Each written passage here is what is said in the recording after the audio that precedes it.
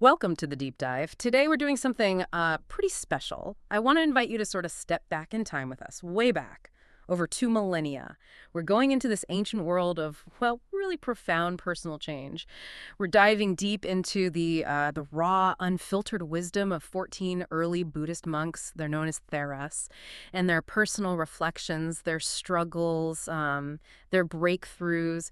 It's all captured in this amazing part of the ancient Theragatha text called CHANIPÂTO. Right. And our mission here really is to give you a kind of shortcut, a shortcut to understanding these deep spiritual journeys. We're aiming to pull out the most important bits of knowledge, maybe some surprising facts, straight from the source, from the people who actually lived it. It's a chance, I think, to see how these ancient struggles and insights, they can still speak to us today, offer some real wisdom. Okay, so transformations. What are we actually talking about here?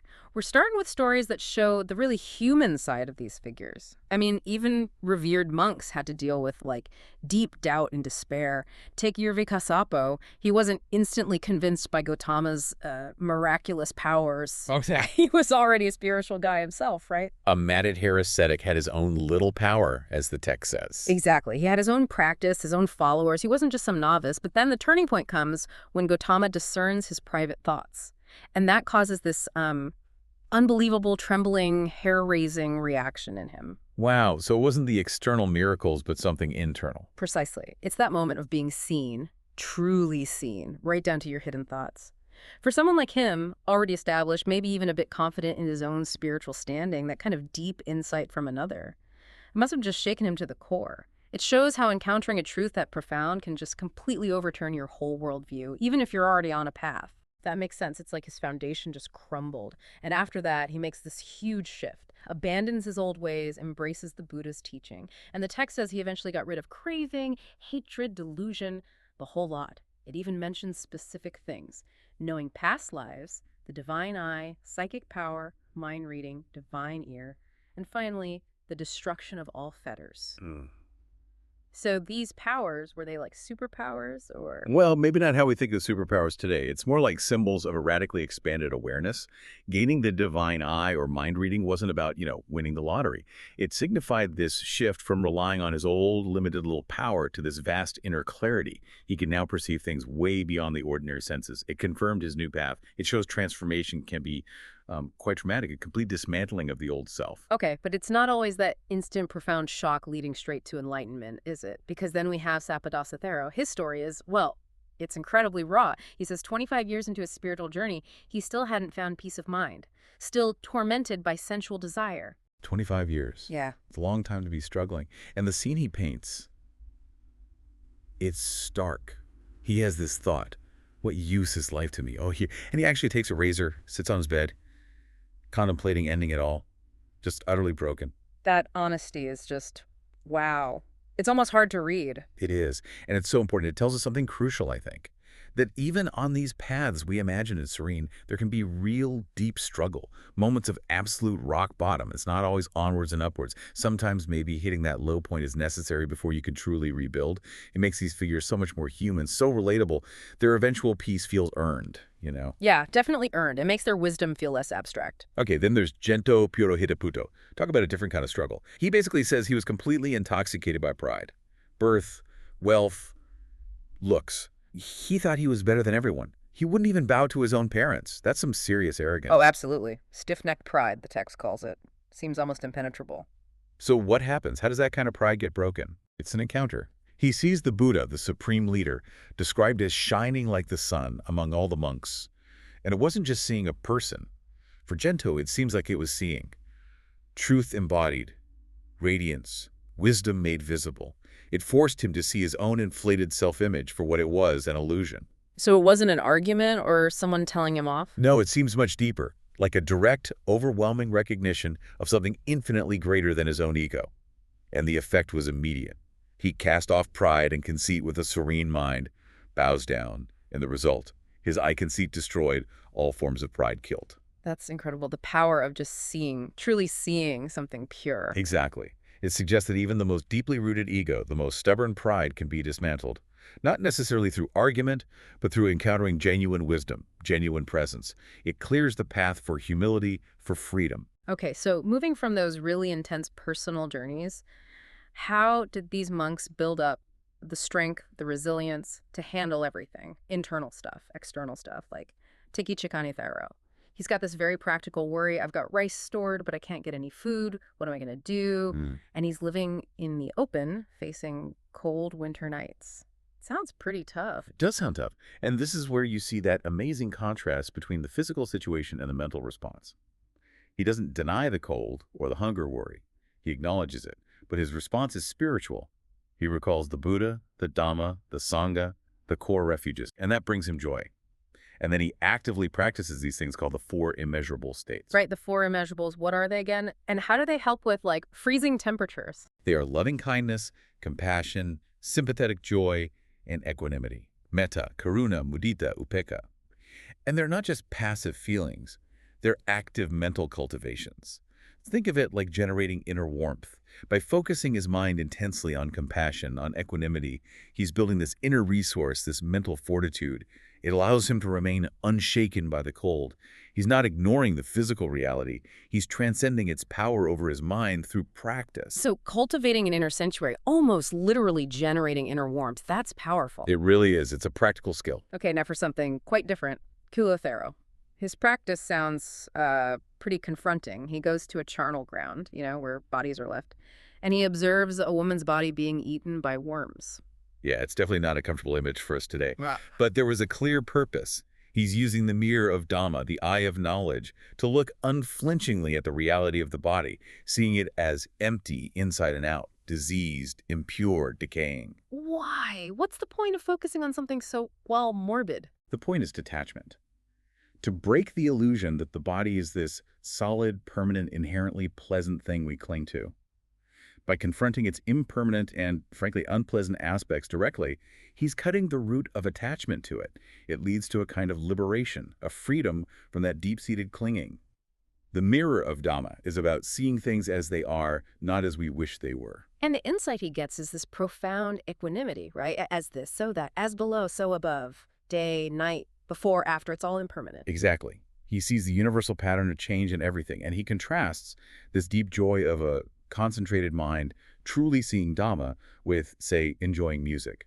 It's a statement about where real lasting satisfaction comes from, not fleeting sense pleasures, but deep insight. Okay, insight over pleasure. Then there's Brahmadatta Thero talking about anger. He asked this great question. From where would anger arise for one who is without anger, disciplined, tranquil? Like, if you're truly calm, anger just has no place to land. It's a fantastic point. It's not about suppression. It's about transforming the inner landscape so anger doesn't even sprout. And he talks about winning the hard-to-win battle by not retaliating when someone else is angry. Which sounds incredibly difficult. Oh, it is. It's radical, really. But he says it benefits both people. You protect yourself, and you actually help the angry person by not adding fuel to their fire. You stay mindful, calm. He uses some really strong analogies too, doesn't he? He does. Very memorable. Anger is like a saw. It cuts you when you wield it. Craving tastes. Like eating your son's flesh, something unthinkable if you saw the true cost. And restraining the mind is like setting a bird snare, requires active attention and skill. These aren't just poetic images. They're practical tools for everyday mindfulness, helping you recognize and manage these states. Wow, sun's flesh sounds visceral. Okay, shifting focus a bit now to the call to action, the urgency in these teachings. Māluṅkyaputto paints this picture of craving tancha growing like a weed, a creeper, in someone who's not paying attention, making you jump from life to life like a monkey seeking fruit, always grasping. It's such a clear image of restlessness, isn't it? That constant, unsatisfying search driven by craving, it just wraps around you and pulls you along if you're heedless. And his instruction is blunt. Dig up the root of craving, like pulling out that invasive biran grass. Get to the source. He warns, may Mara not break you again and again, like a stream breaks a reed. And Mara here represents all those forces, inner impulses, delusion, even death itself that obstruct liberation.